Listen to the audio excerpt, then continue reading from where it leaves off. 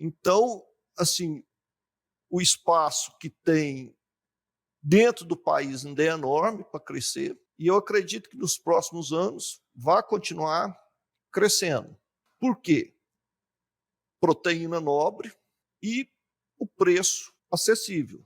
Mesmo que ele esteja no patamar um pouco mais elevado que está hoje, ainda continua sendo a proteína nobre, de qualidade, com o menor preço.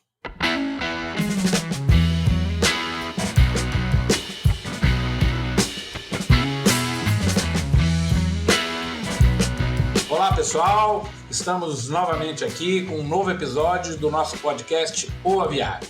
E hoje nós temos aqui a ilustre presença do Dr. Edgar Soares. Nós vamos ter uma conversa sobre avicultura de postura. O Dr. Edgar é uma pessoa, né, que tem uma ampla experiência aí da avicultura, né, tanto na parte comercial quanto da parte de produção, quanto também da parte de indústria de ovos. É um papo bem legal sobre industrialização de ovos. O Dr. Edgar, ele é médico veterinário, ele é supervisor de granjas, supervisor, já teve, né, experiência com supervisor de controle de qualidade, coordenador industrial, gerente de produção, gerente técnico, representante comercial, enfim, uma pessoa que conhece a avicultura, né, no seu aspecto da produção, no seu aspecto da comercialização, enfim, todas as interações que a avicultura tem, né, e aí com a avicultura de postura tem aí com o mundo avícola. Então, Edgar, passar para você fazer as suas considerações, agradecer a sua presença, muito obrigado por você ter arranjado um espaçozinho na sua agenda para estar aqui conversando, né, no nosso podcast, para estar levando informação aí para as pessoas que têm acompanhado a gente. Aliás, fazer um agradecimento aí aos nossos,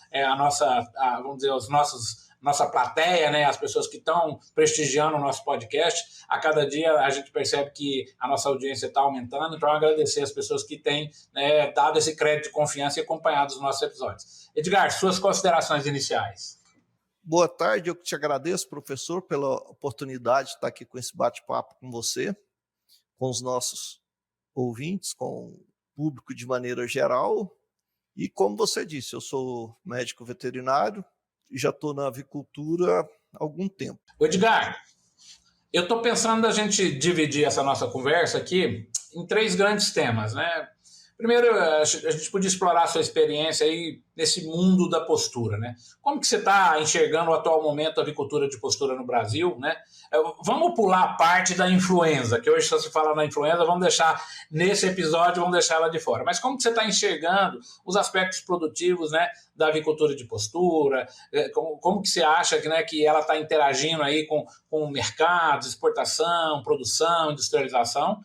Depois a gente faria um bloco sobre, eu acho que toda vez que se fala de postura, esse é um assunto quase que obrigatório, né? Falar um pouquinho dos sistemas alternativos, que na Europa hoje praticamente domina 100% da produção, né? A gaiola está meio que com os dias contados, anos ou um pouco mais de isso, mas realmente sempre se questiona, né, o modo de produção em gaiola. Então falar um pouco dos alternativos, né? O cage free, o free range, e terminar o nosso episódio com a questão da industrialização, já que você tem uma experiência, hoje você trabalha numa empresa, né, que industrializa ovos, levar um pouco para as pessoas que acompanham, que gostam dessa área, né, de postura, né, o que é industrializar o ovo, o que é os desafios, né, de fazer o ovo in natura, né, que é essa potência em termos de alimento, o que nós podemos agregar valor dele industrializando. Pode ser assim o nosso roteiro? Podemos combinar dessa forma? Podemos, sim.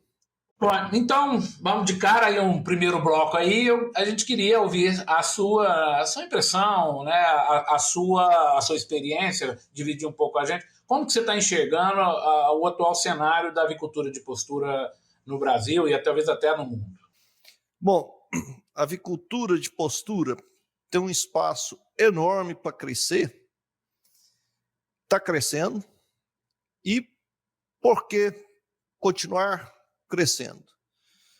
O ovo é um produto que hoje está presente em 97% dos lares brasileiros. Só que o nosso consumo, ele ainda não é um consumo alto. A gente está o quê? Girando aí na casa de 265 ovos per capita ano.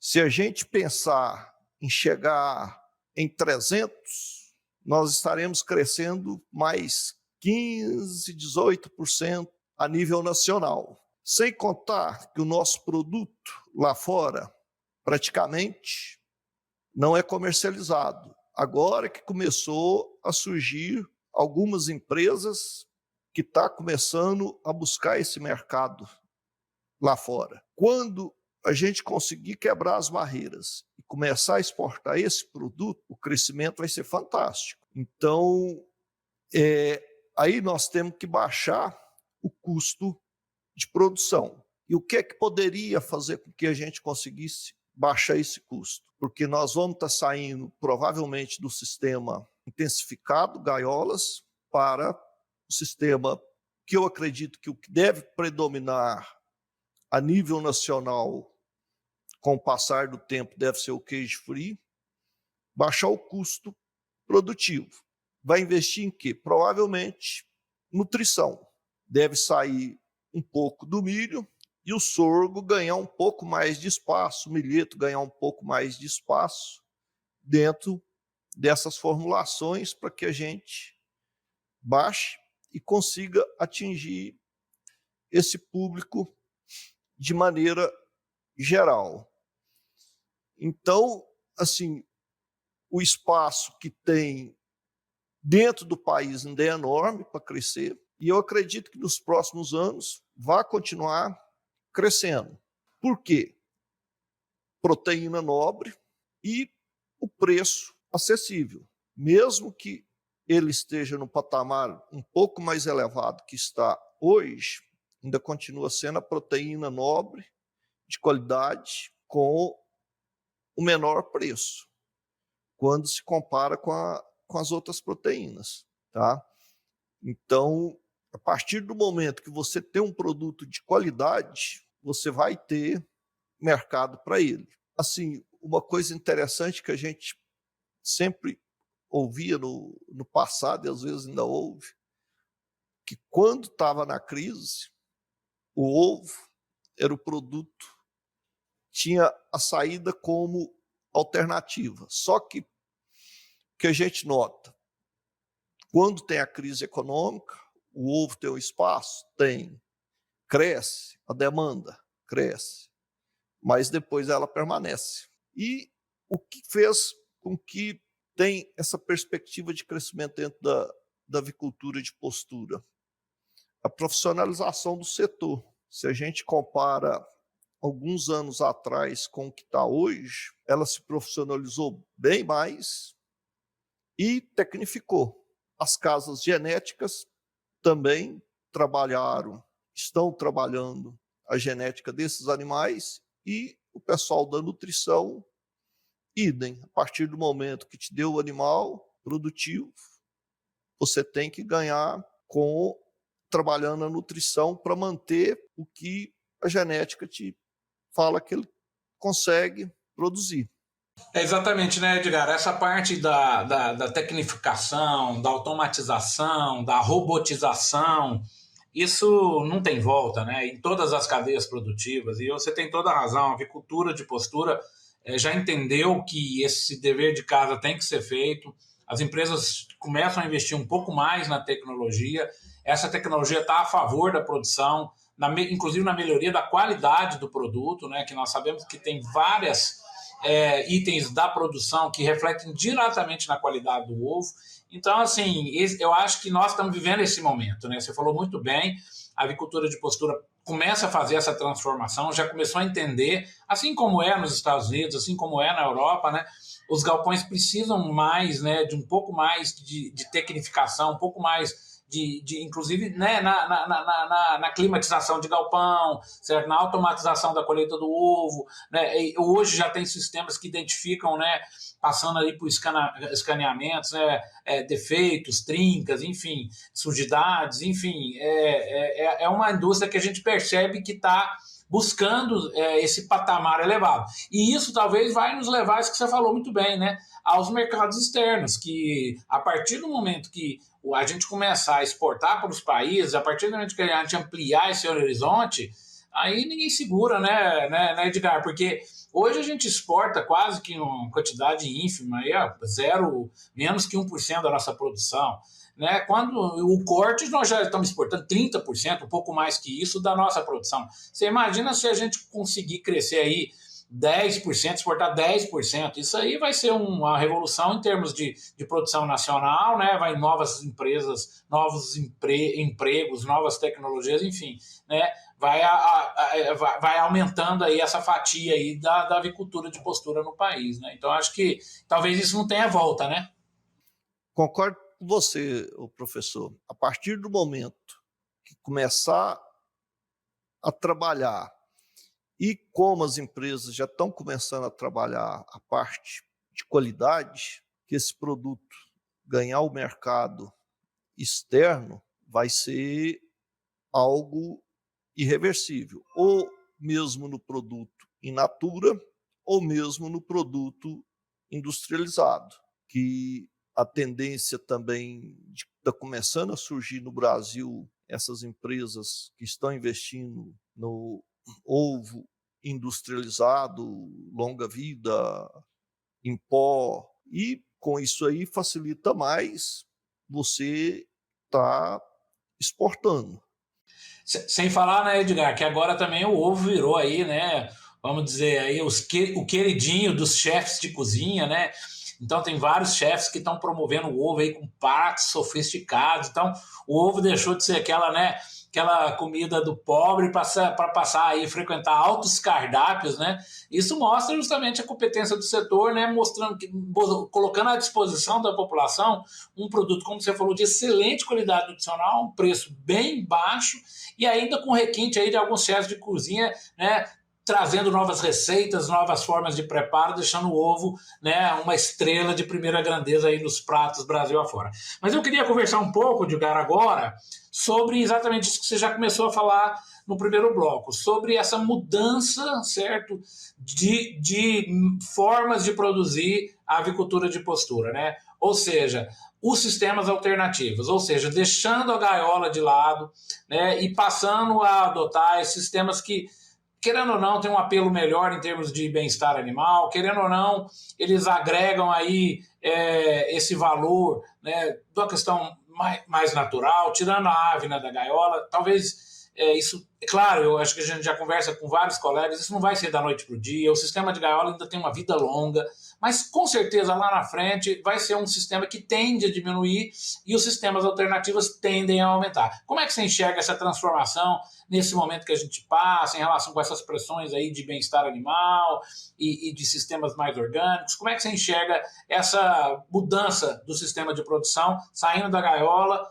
e entrando nesse mundo dos alternativos?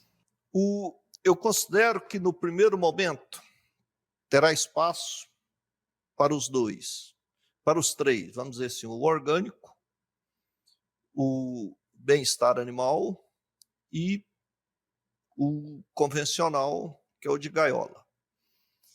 Mas, com o passar do tempo,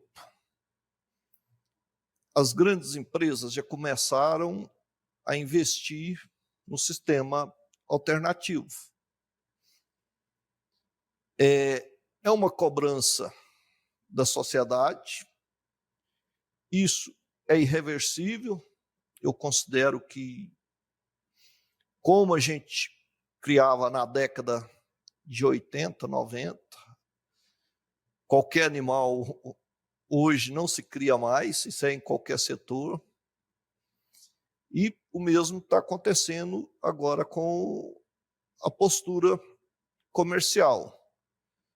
Está começando a vir o sistema cage free, parece que é o que vai se adaptar melhor, que vai ter um manejo mais tranquilo para estar trabalhando e que vai estar dando a qualidade para esse animal expressar seu comportamento e, junto disso, a produção.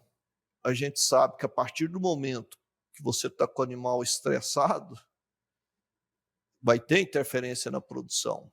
Com essa ave, tanto que você entra dentro do galpão, é uma ave hoje já dócil, ainda tem algumas linhagens que tem que trabalhar um pouco mais essa parte de docilidade dela, mas principalmente essa ave vermelha que se adaptou melhor e é bem mais dócil, que você entra dentro do aviário, ela vem quase que te receber na porta. Você acha que, pensando nesse ponto interessante que você está colocando aí, você acha que os programas de melhoramento genético já vão se atentar para isso e já vão buscar incluir, né, essas características de menos agressividade, de docilidade aí que você comentou, certo? Para se adaptar a esses novos sistemas? Você acha que as casas genéticas já estão fazendo isso, esse movimento, ou vão fazer? Pelo que a gente tem conversado com o pessoal do setor, sim, porque isso está virando demanda mundial. Não é exigência específica de cliente A, B ou C. O que a gente está vendo assim até de tecnificação dentro do setor, algumas técnicas novas que estão surgindo aí, que você deve conhecer já melhor do que a gente. O que está começando Europa, Estados Unidos agora, a você incubar já aquele ovo que foi pré-selecionado ali, que você já classificou para você não ter a eliminação depois do que era aves macho, que você tem um interesse na fêmea, o de linha macho teria que ser descartado, né? Com certeza. A partir do momento que a gente dominar essa tecnologia de sexar o ovo, vai ser um avanço enorme para a avicultura de postura. Nós vamos realmente comemorar quando essa tecnologia chegar, né, na porta dos incubatórios aí e virar uma rotina, né? Porque realmente você jogar fora 50% da sua produção, ainda ganhar dinheiro com isso não é fácil, né, Edgar? Então, assim, com certeza eu quero concordar com você. Eu acho que esses sistemas livres de gaiola, eles vão, com o tempo, vão ser a maioria. As casas genéticas já estão entendendo isso, já estão trabalhando essas áreas para esse novo sistema de produção. A própria nutrição também vai ter alguns tipos de ajuste, né, para a gente fazer no cage free, né? Então, todo o sistema vai se readequando, certo, a essa nova modalidade de produção, né? E quem sabe daqui a alguns anos as gaiolas vão, né, só estar aí só como recordação, né? Edgar, agora vamos conversar um pouquinho, que eu acho que é um assunto bem interessante, inclusive eu me interesso muito por ele, assim, por desconhecimento, inclusive, né? Mas a questão da industrialização do ovo, né?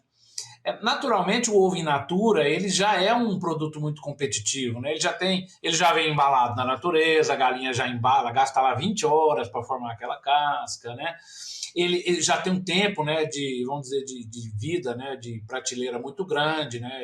Ele consegue ficar várias semanas em condições claro que ele vai perdendo um pouco de qualidade, mas em condições de comercialização, sem necessidade de refrigeração. Obviamente que se refrigerar, melhor ainda, aumenta ainda esse tempo, né, de prateleira desse produto. Mas nós já temos ele in natura, vamos dizer, muito competitivo. Como é que é transformar isso, certo, em produtos que agreguem valor, em produtos que mantenham a qualidade nutricional e ainda agreguem mais alguns outros fatores competitivos para melhorar ainda, né, o oferecimento desse produto, né, tão nobre da alimentação, né, para, vamos dizer, várias utilizações na indústria, no comércio, enfim, vendendo aí direto para o consumidor. Como é que funciona essa questão de industrialização do ovo? Bom, são dois tópicos aqui. Um é você trabalhar com esse produto, como você comentou, direto com o supermercado. Direto, vamos assim dizer, na ponta. E a outra parte, que seria a industrialização em si, seria o tratamento da pasteurização, que você poderia estar pasteurizando tanto a clara ou a gema e a clara, vai depender aí da demanda do seu comércio, do seu mercado que você está atingindo. se a gente parar um pouquinho e analisar, ver assim, as indústrias de maionese, elas precisam desse produto. As indústrias de macarrão precisam desse produto. As indústrias de panificação precisam do produto. Então, eu acredito que é mais questão de alguns anos, de tempo mesmo, para o consumidor ir se habituando, como hoje a gente já está com leite longa vida no supermercado. Você chegar, você leva uma caixinha de ovo hoje. Então, a tendência disso aí, o sistema de pasteurização é idêntico ao sistema do leite. Você vai estar trabalhando aquela temperatura um pouco mais baixa do que o leite, mais contínua e uniforme. Aí você tem que ter um controle mais eficiente do seu pasteurizador, do seu sistema de higienização, para que você não tenha a proliferação de micro-organismos, porque é proteína pura que está ali. Essa tecnologia de longa vida já existe para o ovo, para o pasteurizado, não? Existe. Se você pegar assim, as grandes empresas aí do setor, a Mantiqueira tem, a unidade de Uberlândia deles é todinha para pasteurizar, que era onde eu estava, que na época era só mais Nordeste lá. A capacidade, quando eu saí de lá, instalada, eles tinham capacidade instalada lá para 30 toneladas de ovo dia. Então, estava tudo pronto, sistema de pasteurização de clara, de gema, e mais o longa vida, que aí você já embalava na caixinha para fazer o longa vida. Já tem assim algumas empresas no Brasil que trabalham isso, que já faz direto com o pessoal de padaria. Agora, é popularizar ainda, é algo assim que ainda está um pouco distante, que eu acredito que ainda vai mais umas 3 ou 4 décadas ainda até isso se popularizar, para começar a ganhar de vez espaço no supermercado. E esses produtos teriam uma facilidade para exportação? Eu acredito que sim. Por quê? A partir do momento que a empresa fez ali, vai ser idêntico ao processo do frango. Você tem que, normalmente são empresas com CIF, fazer o trâmite para poder estar exportando o produto. O que às vezes você vai ter que trabalhar um pouco mais nesse produto ainda vai ser a durabilidade dele. Porque o que acontece? Mesmo ele pasteurizado, pelos shelf life que a gente tinha feito, assim, algum trabalho que a gente andou pesquisando e tudo, mesmo sendo na caixinha UHT, ele vai estar aguentando ali em torno de 40 e poucos dias. Enquanto que o desidratado, o em pó, não, aí você consegue muito tempo, né? E, então, assim, é questão de trabalhar melhor essa pasteurização para você ganhar em tempo de prateleira desse produto, né? Essa questão do ovo em pó, ele também é integral ou ele tem a clara e a gema também? Como é que funciona isso? As 3 possibilidades? Só clara, só gema e o integral? Ou tem alguma limitação nessa questão do ovo em pó? Não, dá para você trabalhar os 3 produtos. O que vai dificultar um pouco mais no em pó é porque para você fazer o volume, você tem que ter uma quantidade expressiva de ovo para estar desidratando, para você ter só o albume, você ter só a gema, ou você ter os 2 produtos. Normalmente as empresas procuram trabalhar clara e gema junto para poder ter volume, né? ter volume. E assim, Você acredita assim que essa questão da industrialização ela sempre vai estar atrelada à produção, ou seja, a pessoa que vai industrializar necessariamente vai ter que produzir o seu próprio ovo, ou nós vamos chegar talvez numa situação onde eu vou ter granjas que vai fornecer para indústrias e aí a gente pode talvez esse parque industrial ficar um pouco mais robusto, ficar um pouco mais às vezes, né, com a capacidade de produção maior e pensando, né, aumentando a produção para a exportação. Como é que essa interação entre a produção e a industrialização, como é que ela se dá? Hoje nós já temos, que eu conheço, a nível de Brasil, 2 empresas multinacionais grandes que já compra o ovo das granjas para poder estar industrializando, que é o Neto Alimentos e a B Brasil, que já faz a maionese Raisen, que já está tudo dentro desse mix. São empresas que não produzem ovo. Simplesmente tem os fornecedores, tem os clientes. E qual que é o espaço, qual que é o ovo que a gente fornece? No nosso caso aqui, que nós fornecemos para a B Brasil. Normalmente é aquele ovo tipo industrial que você vai estar disponibilizando para eles, porque o consumo deles é extremamente alto.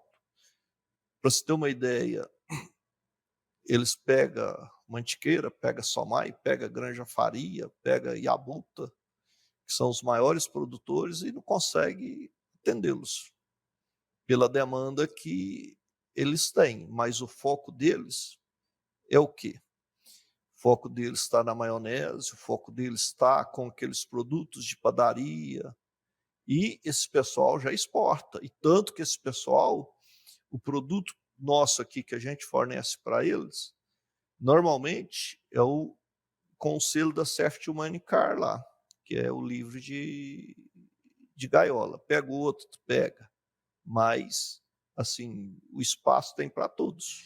Edgar, toda vez que a gente conversa, né, sobre essa proteína, né, esse maravilhoso aí ovo, né, a gente fica entusiasmado, né, porque realmente é um alimento de excelente qualidade, né, e com tantas flexibilidades de comercialização, de produção, né, de aplicação em indústria, como você falou, padarias,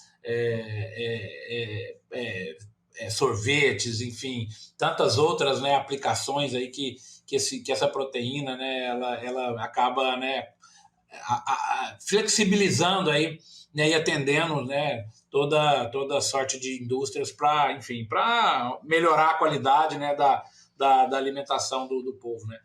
Um macarrão com ovo é um alimento, um macarrão sem ovo é outro alimento, não dá nem para comparar um com o outro. E é a mesma coisa, né?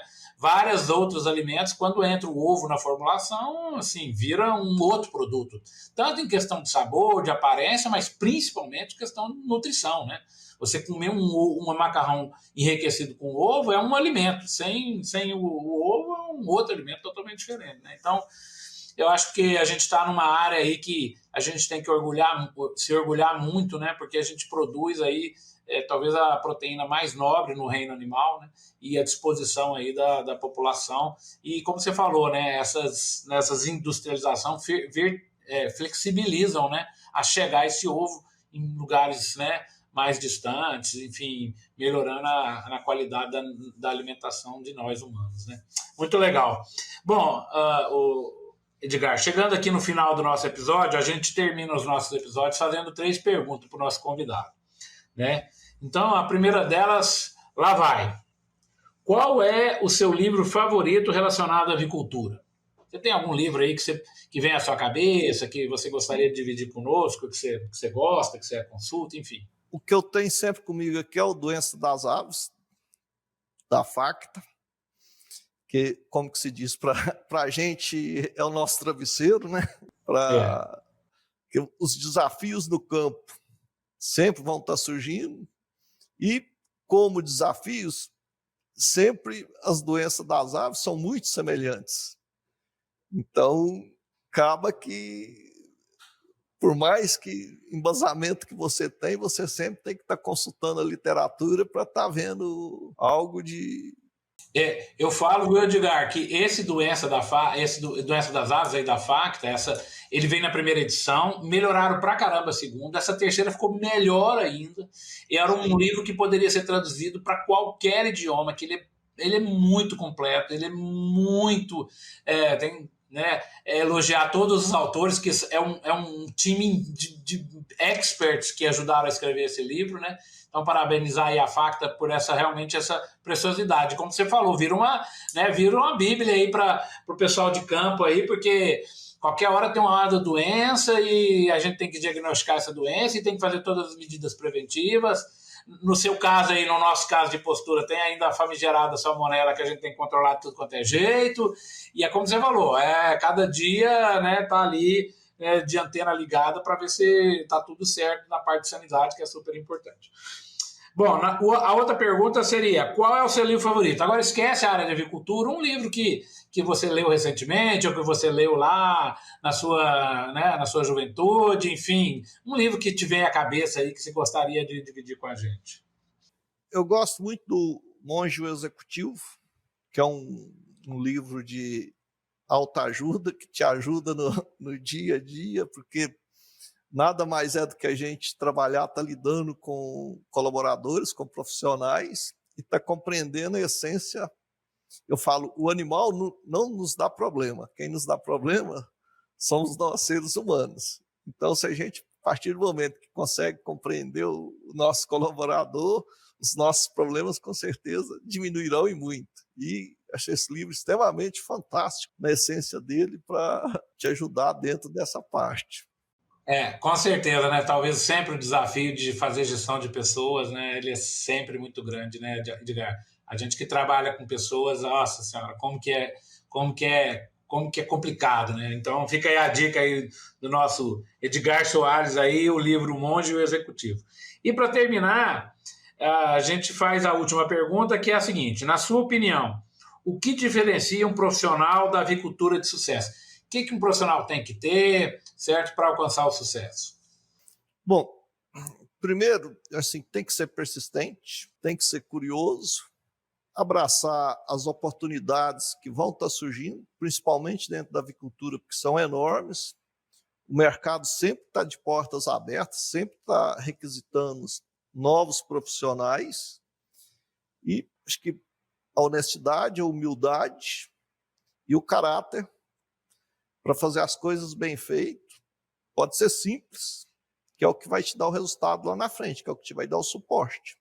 Então tá, muito obrigado, Edgar Soares. Um papo muito gostoso aqui sobre avicultura de postura, industrialização, sistemas alternativos. Eu acho que, né, sempre que um profissional vem aqui, um convidado nosso aqui no nosso podcast O Aviário, ele deixa aqui, né, lições de sabedoria, conhecimento, e a gente, né, consegue crescer exatamente aprendendo sempre a cada dia coisas novas, e sempre um convidado nos traz esses conhecimentos novos. Então, muito obrigado, Edgar, e eu deixo aí a palavra com você para encerrar o nosso episódio. Eu que te agradeço a oportunidade, professor, de estar aqui nesse bate-papo com você. Nós temos muitos desafios pela frente, e é um setor que eu considero assim extremamente unido. Sempre que, às vezes, a pessoa tem algum problema, liga para o colega e fala assim: não, eu já passei por isso, vamos fazer assim que dá certo, tudo. E é a união que faz a força.